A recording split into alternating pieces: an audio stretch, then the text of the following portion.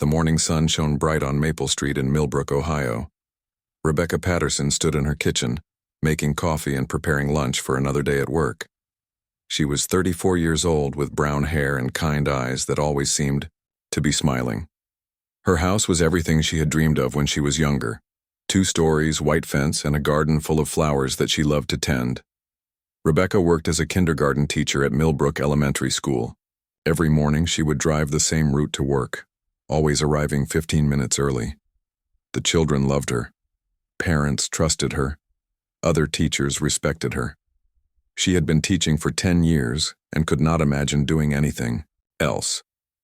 Her husband Michael was already gone for the day. He left early most mornings for his job at Patterson Insurance Agency, the business he had built from nothing over the past 12 years. Michael was 36, tall with dark hair and a smile that had won Rebecca over when they first met at a church picnic 9 years ago. They married after dating for 1 year, and everyone said they were perfect together. The Patterson house was the nicest on their street. Michael worked hard to provide for them. Rebecca kept everything clean and organized. Their neighbors often commented on how lovely their yard looked and how happy the couple seemed. Every summer, they hosted a barbecue in their backyard. Every Christmas, their house had the most beautiful lights. They were the couple everyone wanted to be like. But lately, something felt different to Rebecca. She could not put her finger on what it was. Michael seemed distant. He worked later hours than usual. He took more business trips. When she asked him about work, he gave short answers and changed the subject quickly. When she tried to talk about their day, he seemed distracted, always looking at his phone. 3 months ago, Rebecca had suggested they take a vacation together. Michael said he was too busy with work. 2 months ago, she asked if they could go out for dinner on Friday nights like they used to. Michael said he was tired and preferred to stay home. Last month, she noticed he started showering as soon as he got home from work, something he had never done before. Rebecca tried to push these thoughts away. Marriage had ups and downs, she told herself. Michael was probably just stressed about work. The insurance business was competitive, and he always worried about keeping his clients happy. She decided to be more supportive and understanding, too. School that morning, Rebecca greeted her 22 kindergarten students with her usual warm smile. She helped Tommy tie his shoes, listened to Emma read her first complete sentence, and comforted little Jake who missed his mother. These children filled her heart with joy every single day. Teaching was not just her job, it was her calling. During lunch break, Rebecca sat with her friend and fellow teacher Mary Johnson. Mary had been teaching at the school for 15 years and was like an older sister to Rebecca. They often ate lunch together and talked about their classes, their families, and their lives. "You seem quiet today," Mary said, taking a bite of her sandwich. "Everything okay at home?" Rebecca hesitated for a moment. She had been thinking about talking to someone about her concerns, but she felt silly complaining about her marriage when everything looked so perfect from the outside. "I think I am just tired," Rebecca said finally. "Michael has been working so much lately. Sometimes I feel like we are living separate lives." Mary nodded knowingly. She had been married for 25 years and understood how relationships could go through difficult periods. "Have you talked to him about it?" Mary asked gently. "I have tried, but he says everything is fine." "Maybe I am just being too sensitive," Rebecca replied, stirring her soup without really eating it. "Trust your feelings, Rebecca. You know Michael better than anyone." "If something feels different, there might be a reason for it," Mary said with concern in her voice. After school, Rebecca stopped at Morrison's grocery store like she did every Thursday.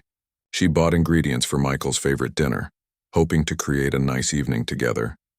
Maybe they could talk without distractions. Maybe she could understand what was making him seem so far away. The grocery store was busy with other people doing their weekly shopping. Rebecca recognized many faces from around town. Millbrook was a small community where everyone knew everyone. She liked that about living here. It felt safe and friendly.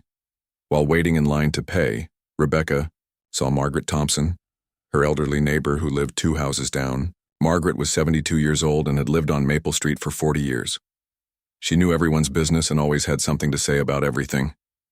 "Hello, dear," Margaret said with a bright smile. "How are you and Michael doing?" "We are fine. Thank you for asking," Rebecca replied politely, though the question made her feel uncomfortable for reasons she could not explain. "I have not seen much of Michael lately. He must be working very hard," Margaret continued, studying Rebecca's face carefully. "Yes, he has been very busy with work," Rebecca said, loading her groceries onto the counter to pay. "Well, you know, what they say about all work and no play," Margaret said with a knowing look before walking away. Rebecca felt a chill run down her spine. What did Margaret mean by that comment?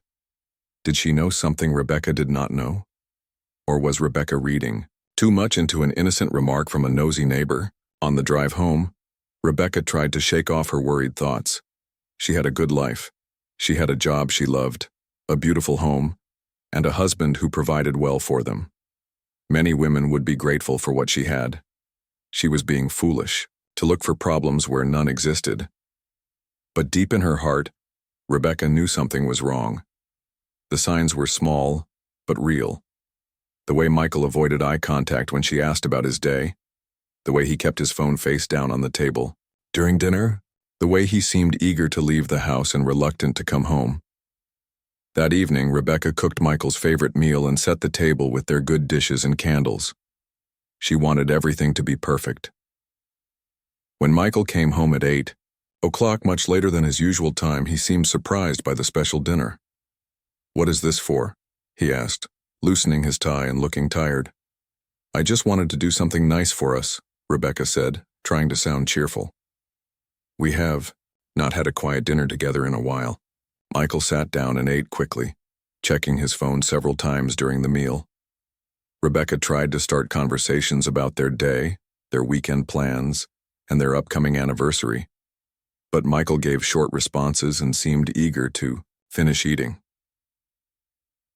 After dinner, Michael went to his home office to work on some papers. Rebecca cleaned the kitchen alone, fighting back tears she could not explain. The perfect dinner she had planned had felt more like eating with a stranger than with her husband of 8 years. As she washed the dishes, Rebecca made a decision. She needed to find out what was happening to her marriage. She could not continue living in this state of uncertainty and growing distance. Tomorrow, she would start paying closer attention to the details she had been trying to ignore. She loved Michael, but she also loved herself enough to demand honesty and respect in her marriage. Little did Rebecca know that her decision to investigate would set in motion a chain of events that would lead to tragedy. The perfect life she was trying to save was already beyond repair, and the truth she was seeking would be more devastating than she could ever imagine. Amanda Stevens walked into the real estate office on Main Street in Riverside, the town 20 minutes away from Millbrook. She was 28 years old with blonde hair that she kept perfectly styled and blue eyes that could charm almost anyone. Amanda wore expensive clothes and drove a red sports car that made people turn their heads when she passed by. The office where Amanda worked was busy that morning. She had 3 appointments to show houses to potential buyers. Real estate was a good business for someone like Amanda. She was good at talking to people and making them believe they needed something they had never thought about before. Amanda had been divorced for 6 months. Her marriage to Robert Stevens had ended badly. Robert later told people that Amanda was never satisfied with what she had. She always wanted more money, a bigger house, better clothes, and fancier vacations. When Robert could not give her the lifestyle she wanted, she found reasons to end their marriage. She was always looking for someone who could give her more, Robert would say to his friends at the local bar. "I should have seen the signs earlier." After her divorce, Amanda moved into a modern apartment complex downtown. The apartment had big windows, new appliances, and a view of the river. But Amanda did not plan to stay there long. She wanted a house in the best neighborhood, and she was willing to do whatever it took to get it. 6 months before Rebecca would discover the truth about her marriage, Michael Patterson walked into Amanda's real estate office. He wanted to buy rental properties to make extra money. Michael had heard that real estate was a good investment, and he thought it would help secure his future. Amanda saw Michael the moment he entered the office. He was tall, well-dressed, and drove an expensive car. When he introduced himself and explained that he owned an insurance agency, Amanda's eyes lit up with interest. This was exactly the type of client she had been hoping to find.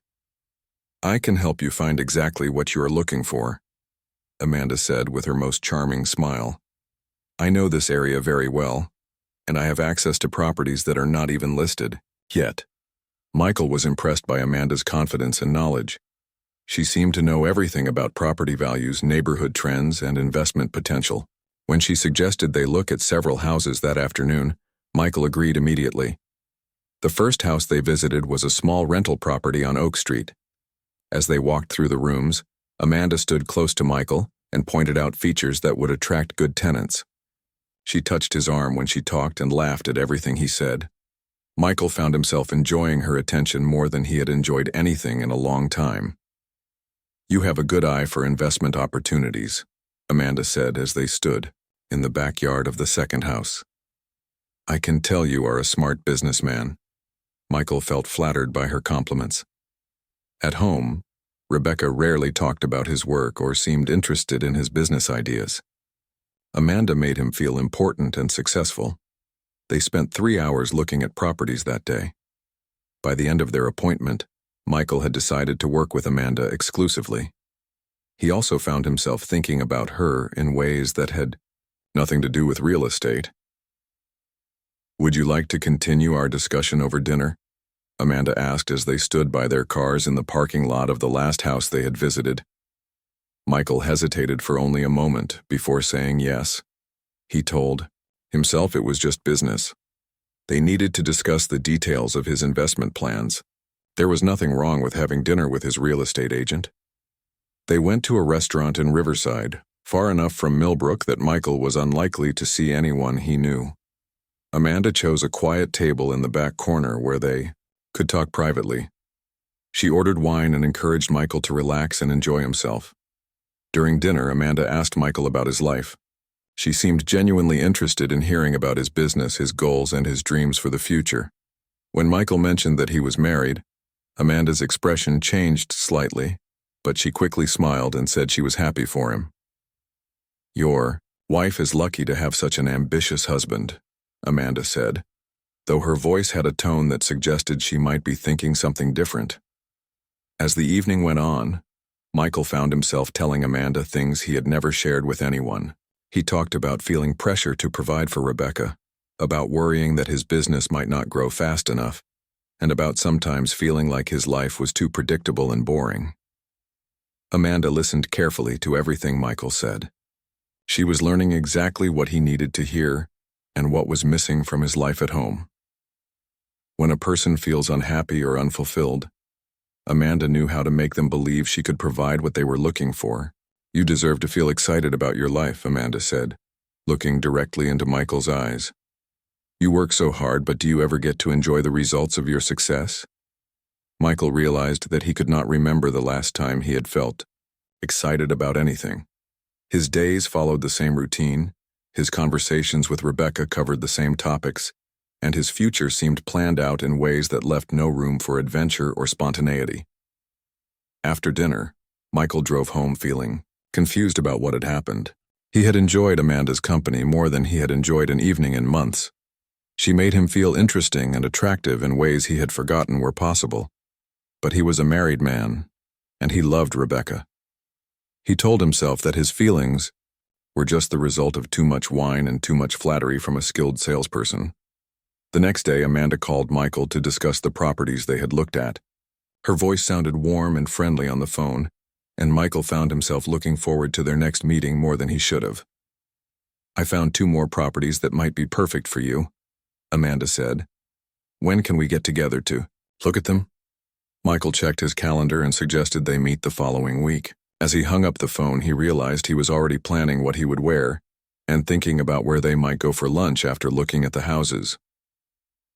Over the next few weeks, Michael and Amanda met regularly to look at properties and discuss his investment plans.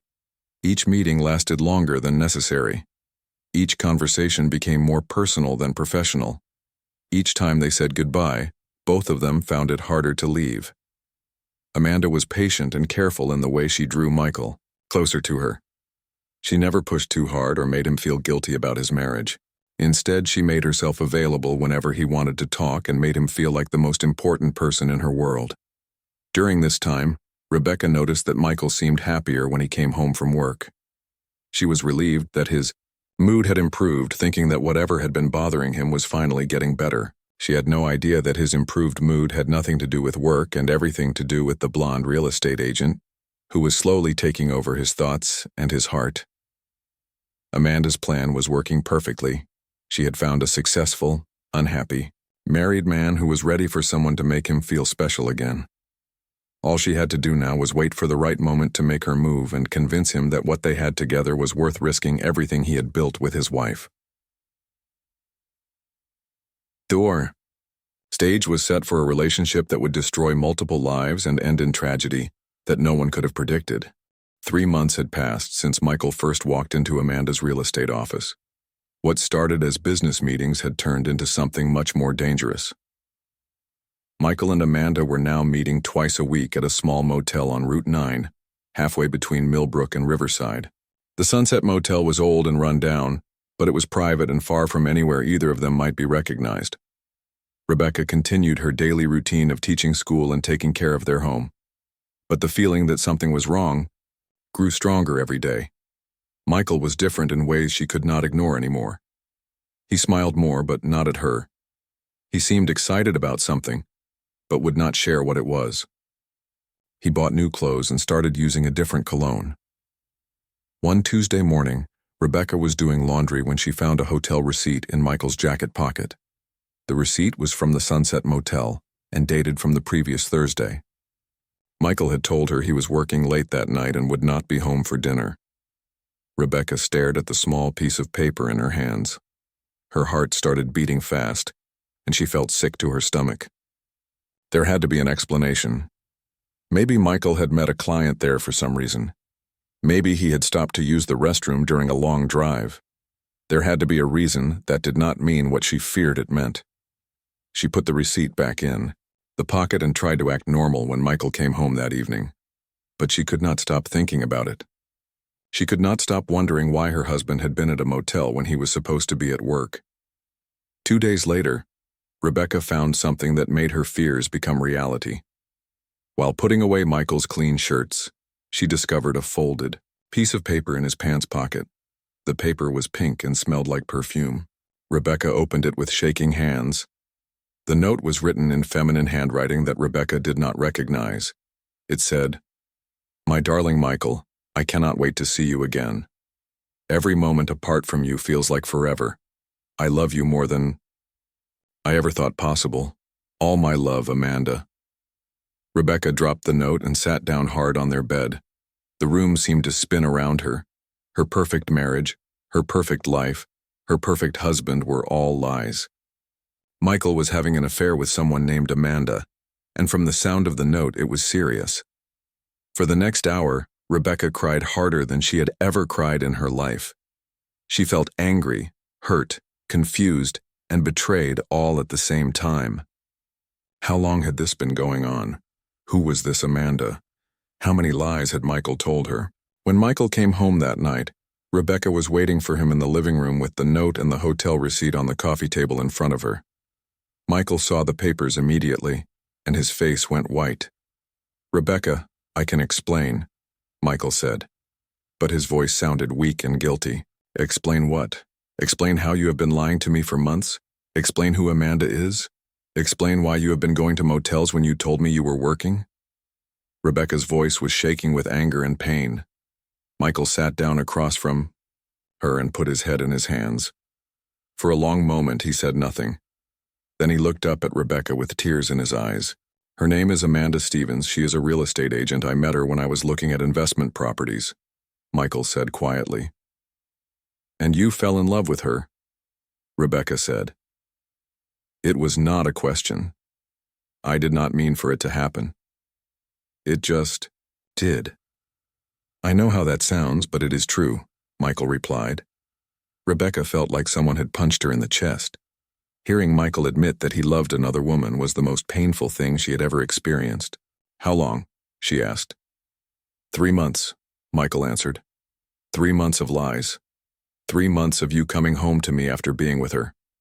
3 months of me thinking I was losing my mind because I knew something was wrong, but you kept telling me everything was fine, Rebecca said, her voice getting louder with each word. I know I hurt you, I know I made terrible choices, but Rebecca, I do love you too. You have to believe that, Michael said desperately. If you loved me, you would not have done this. If you loved me, you would have talked to me when you started feeling unhappy instead of finding someone else, Rebecca replied. They talked for 3 more hours that night. Michael promised to end the affair and never see Amanda again. He begged Rebecca to forgive him and go to marriage counseling with him. He said he would do anything to save their marriage. Rebecca wanted to believe him. She wanted to forgive him and go back to the way things used to be.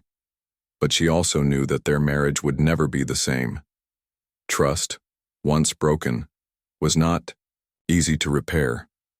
I need time to think, Rebecca told Michael before going to bed in the guest room that night. For the next 2 weeks, Michael tried to prove that he was serious about ending the affair. He came home early from work every day. He showed Rebecca his phone to prove he was not talking to Amanda.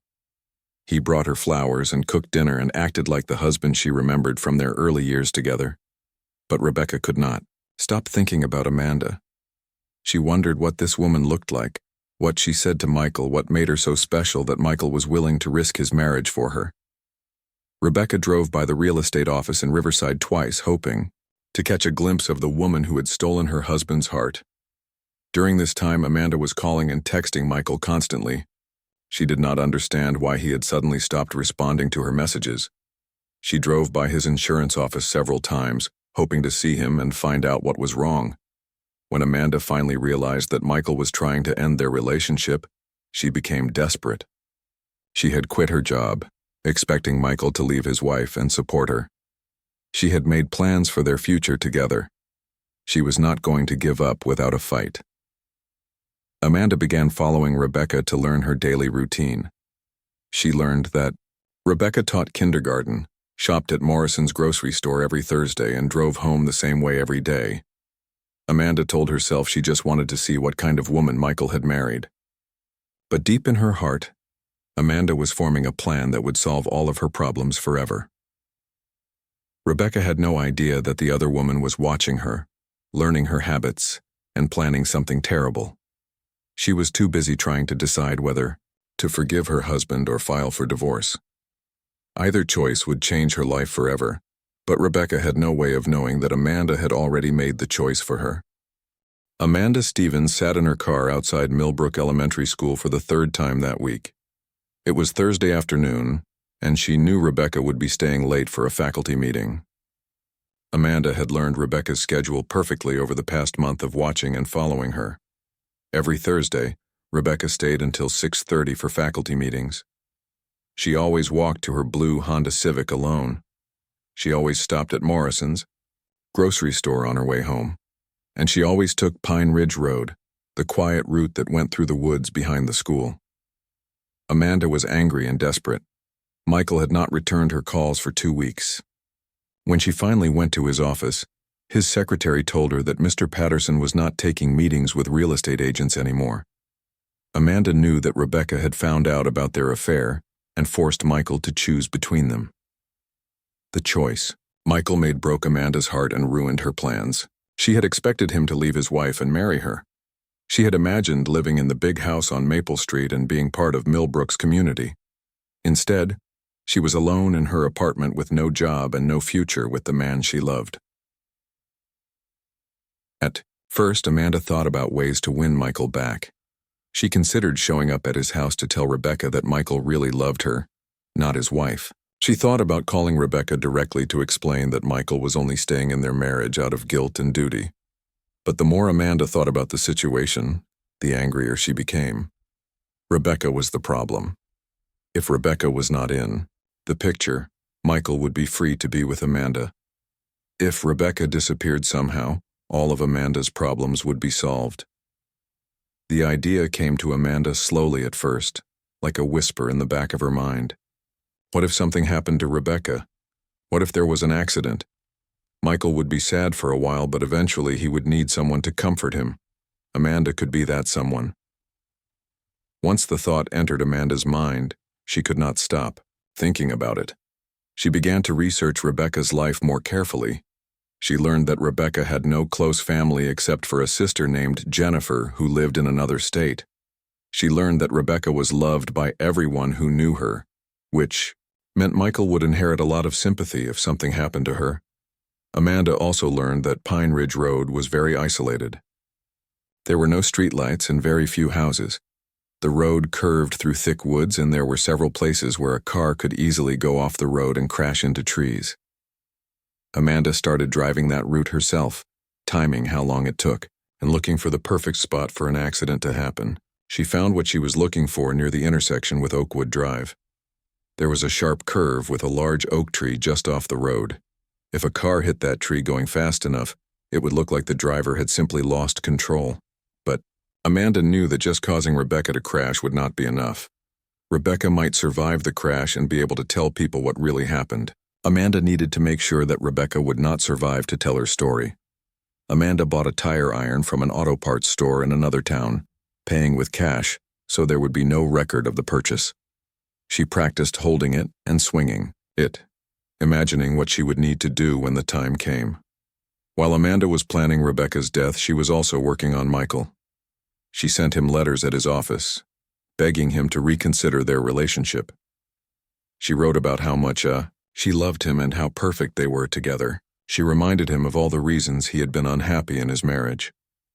In her letters, Amanda also began to plant seeds of fear about what Rebecca might do if their marriage ended in divorce. She wrote that Rebecca would probably take half of everything Michael had worked for. She suggested that Rebecca would tell everyone in town about their affair, which would ruin Michael's business and reputation. "She will destroy you just to hurt me," Amanda wrote in one letter. "She will make sure you lose everything you have built."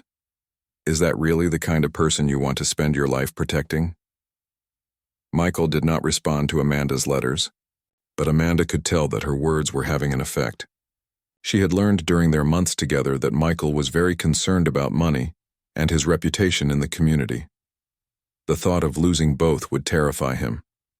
Amanda also began to hint that there might be other solutions to their problem. She wrote about how much easier their lives would be if Rebecca was not around to cause trouble. She suggested that fate sometimes took care of problems in unexpected ways. "I dream about a life where we do not have to hide our love," Amanda wrote.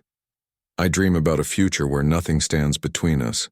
Sometimes I think the universe will find a way to make that happen." 3 weeks before she planned to kill Rebecca, Amanda quit her job at the real estate office. She told her boss that she had decided to take some time off to figure out her next career move. What she really wanted was to have complete freedom, to watch Rebecca and plan the perfect time to strike. Amanda spent her days following Rebecca around town. She learned that Rebecca always parked in the same spot at school. She always bought the same items at the grocery store. She always drove exactly the speed limit and never took risks while driving. Rebecca's predictable habits made Amanda's plan easier to execute. Amanda knew exactly where Rebecca would be at any given time on any given day. She knew that Thursday evening was the best time because Rebecca would be alone and tired after her faculty meeting. Amanda also began to think about what would happen after Rebecca was dead. She would wait a respectful amount of time before contacting Michael to offer her condolences. She would be there to comfort him through his grief.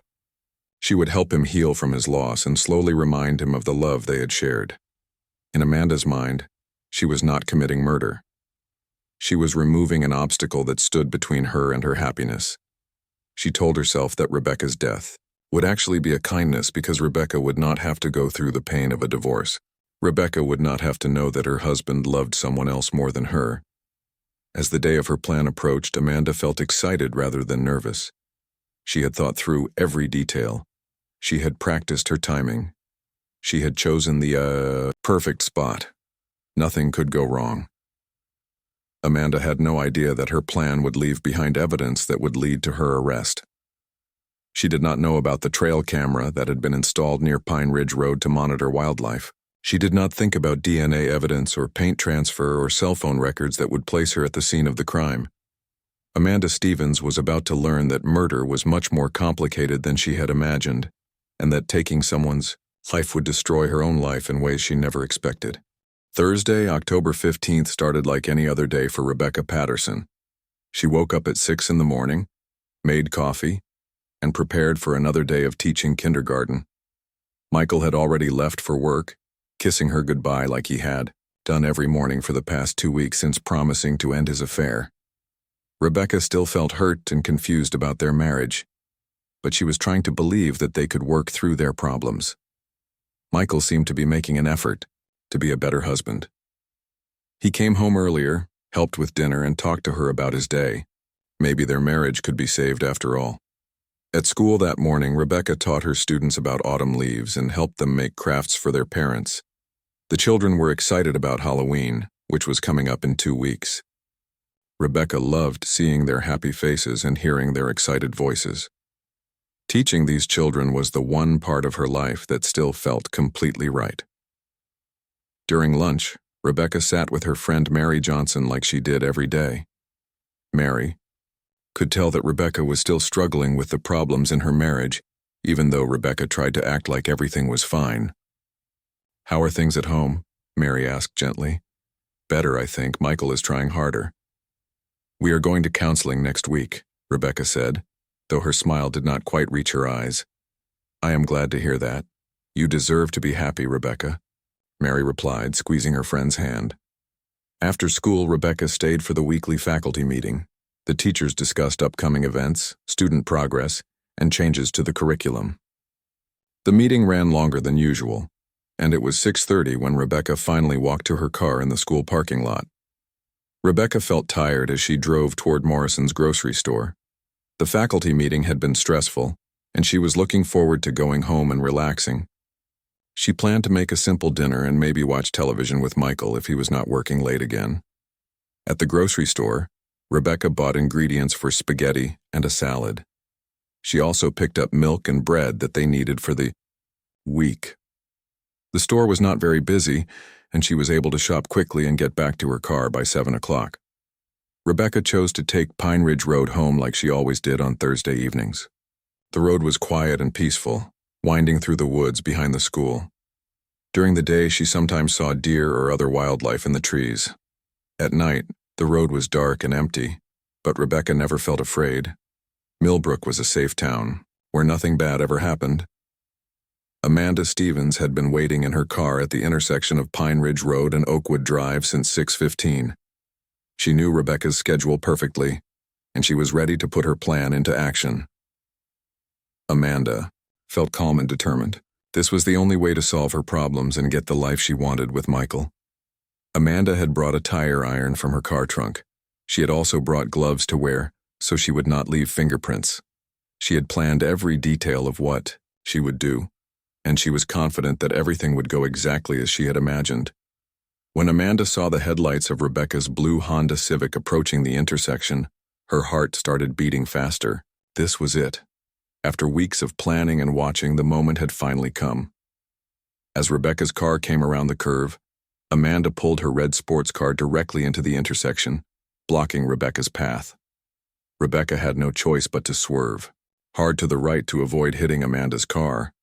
Rebecca's car went off the road and crashed into the large oak tree that Amanda had chosen as the perfect spot. The crash was loud, and Rebecca's car was badly damaged. Steam rose from the engine, and the front of the car was crushed against the tree. Rebecca was unconscious, slumped over the steering wheel with blood on her forehead from where she had hit the windshield. Amanda got out of her car quickly and ran over to Rebecca's car. She opened the driver's side door and pulled Rebecca out, dragging her several feet away from the car. Rebecca was still unconscious, but she was breathing. Amanda knew she had to act fast. She could not let Rebecca wake up and be able to tell people what had really happened. Amanda picked up the tire iron she had brought and raised it above her head. "I am sorry, Rebecca," Amanda whispered, though she was not really sorry at all. "This is the only way." Amanda brought the tire iron down hard on Rebecca's head. Rebecca's body went completely still. But Amanda was not taking any chances. She hit Rebecca 3 more times, making sure that she would never wake up to tell anyone what had happened. When Amanda was certain that Rebecca was dead, She dragged the body back to the car and put Rebecca behind the steering wheel. She tried to position Rebecca to make it look like she had been killed in the crash, not beaten with a weapon. Amanda wiped the blood off the tire iron and threw it into the woods where she hoped no one would ever find it. She took off her gloves and put them in her pocket. She looked around to make sure she had not left any evidence that would connect her to Rebecca's death. What Amanda did not know was that a trail camera had been set up in the woods near the intersection to monitor wildlife activity. The camera had recorded everything that happened, including clear footage of Amanda pulling Rebecca from the car and attacking her with the tire iron. Amanda also did not realize that her car had left paint on Rebecca's car when Rebecca swerved to avoid the collision. The paint would later be analyzed and matched to Amanda's red sports car, providing crucial evidence of her involvement in Rebecca's death. After making sure the scene looked like an accident, Amanda got back in her car and drove home to her apartment. She took a hot shower and threw away the clothes she had been wearing. She tried to act normal and calm, but her hands were shaking and she felt sick to her stomach. Amanda had killed someone. She had taken the life of an innocent woman who had never done anything wrong except marry the man Amanda wanted for herself. The reality of what she had done was starting to sink in, and it was more horrible than she had imagined it would be. But Amanda told herself that she had no choice. Rebecca was standing in the way of her happiness with Michael. Now that Rebecca was gone, Amanda and Michael could finally be together without anyone trying to keep them apart. Amanda did not sleep that night. She kept thinking about the sound Rebecca's head made when the tire iron hit it. She kept seeing Rebecca's face in those final moments. She wondered if Rebecca had woken up for even a second and realized what was happening to her.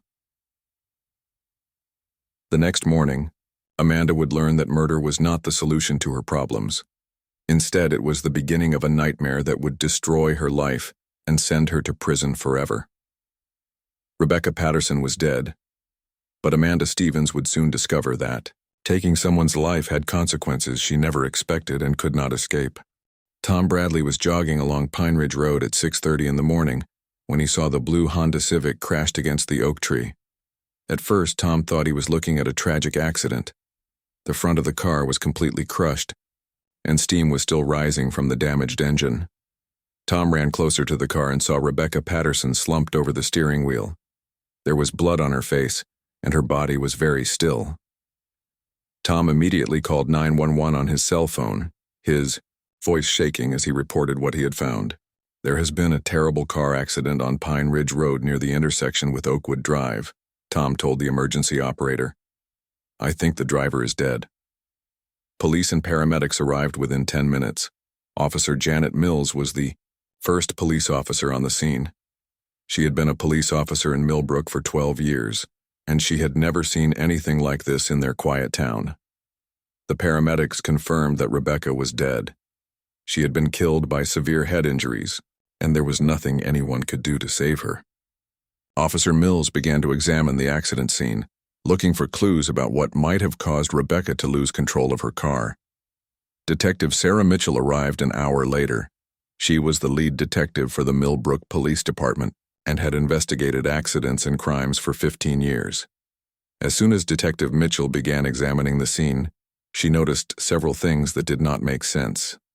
First, there were no skid marks on the road to show that Rebecca had tried to stop or slow down before hitting the tree. Second, the damage to Rebecca's car was not consistent with hitting the tree head-on. The car had clearly hit something else before crashing into the tree. Most importantly, Detective Mitchell found red paint on the passenger side of Rebecca's car.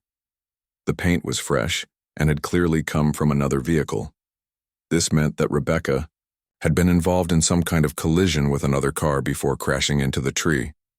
This was not an accident, Detective Mitchell told Officer Mills. Someone else was involved in whatever happened here. Detective Mitchell immediately ordered the scene to be treated as a potential crime scene. She called for additional officers to help search the area for evidence. She also ordered that Rebecca's car be towed to the police station for further examination. While the police were processing the accident scene, Michael Patterson was at his insurance office, unaware that his wife was dead. At 9 o'clock that morning, Detective Mitchell and Officer Mills arrived at his office to deliver the terrible news. "Mr. Patterson, I am Detective Mitchell with the Millbrook Police Department. I am afraid I have some very bad news about your wife, Detective Mitchell said gently. Michael's face went white when the officers told him that Rebecca had been killed in a car accident.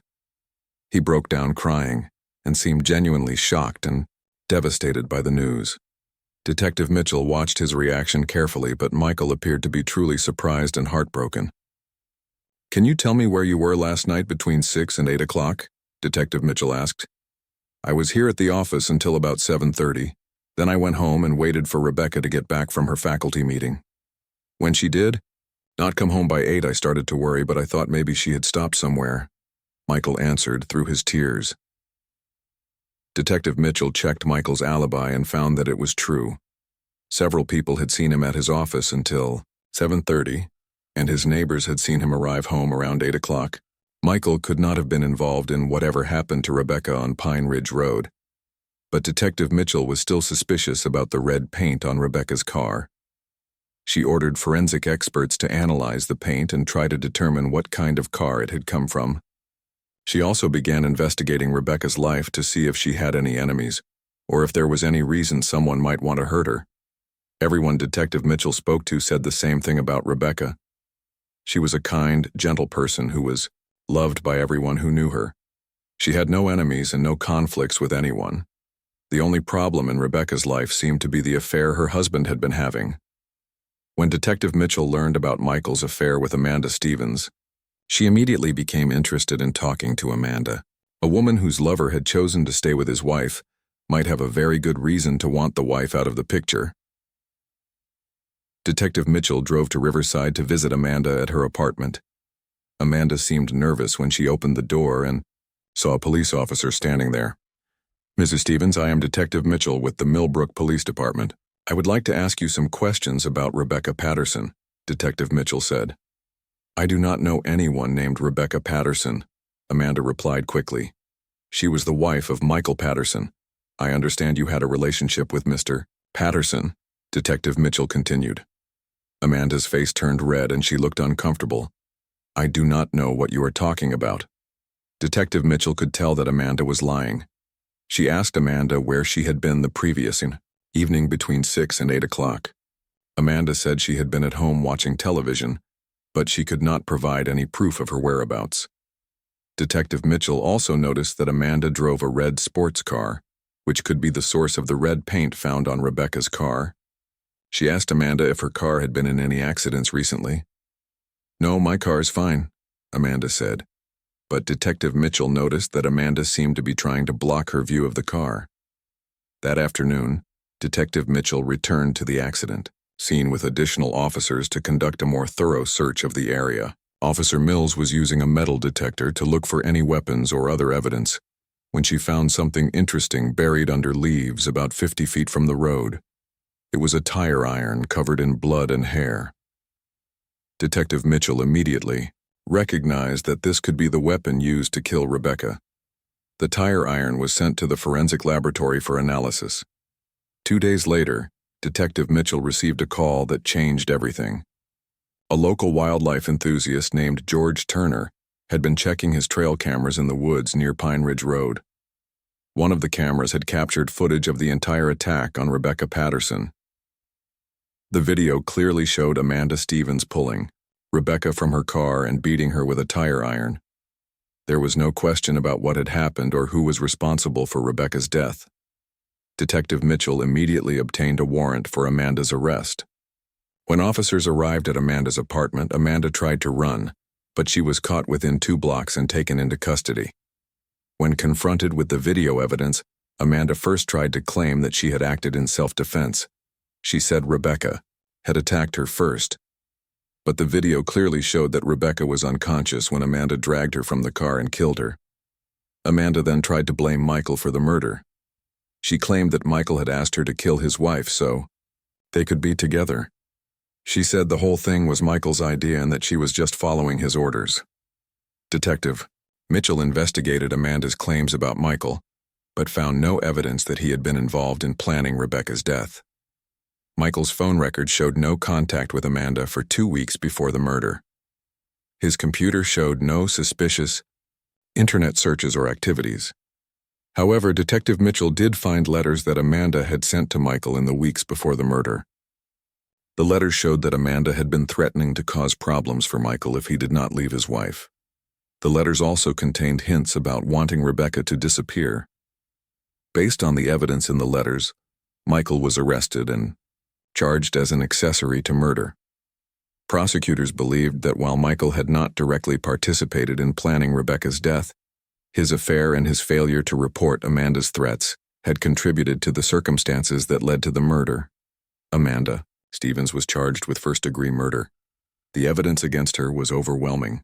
The video footage, the forensic evidence from the tire iron, the paint transfer, and her own threatening letters all pointed to her guilt. Amanda's trial lasted 3 weeks. Her defense attorney tried to argue that she had acted in the heat of passion and that the murder was not premeditated. But the prosecution showed that Amanda had been following Rebecca for weeks, learning her schedule, and planning the perfect time and place to kill her. The jury deliberated for only 4 hours before finding Amanda Stevens guilty of first-degree murder. She was sentenced to life in prison without the possibility of parole. Michael Patterson pleaded guilty to being an accessory to murder in exchange for a reduced sentence. He was sentenced to 25 years in prison. During his sentencing hearing, Michael said he was sorry for his affair and for not taking Amanda's threat seriously enough to protect his wife. Rebecca Patterson was buried in Millbrook Cemetery on a beautiful autumn day. Hundreds of people attended her funeral, including her students, their parents, her fellow teachers, and members of the community who had been touched by her kindness and generosity. Rebecca's sister Jennifer established the Rebecca Patterson Memorial Scholarship Fund to help young people who wanted to become teachers. The scholarship ensures that Rebecca's memory will live on through the students she inspired and the teachers who follow in her footsteps. Amanda Stevens is serving her life sentence at the Ohio Reformatory for Women.